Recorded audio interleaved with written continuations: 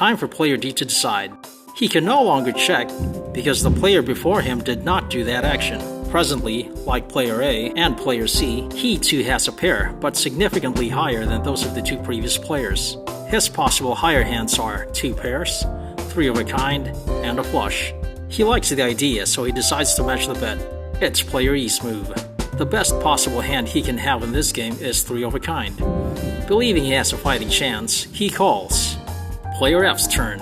His combination is only 1 queen short of getting a straight. Not just any straight, but a high straight. His hopes are up on this one, so he calls as well. Player G's turn.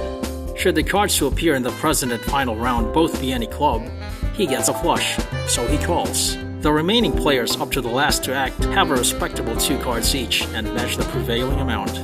After all bets are in, the dealer reveals the second to the last community card. On with the third betting round, called the turn. First to act, the small blind decides to stay in the game and bets. The big blind obliges and doubles the amount. Players C, D, E, and F match this amount. Player G, on the other hand, already has a flush and thinks he has the winning hand, so he raises. All the other players must now match his bet, or even raise if they are to stay in the game. Player H is undeterred and calls. Player I, on the other hand, no longer thinks his cards are viable, so he quits.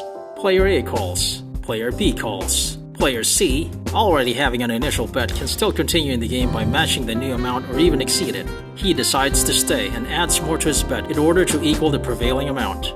Player D decides to continue as well, and also adds more to his existing bet. Player E and Player F both feel lucky, so they call.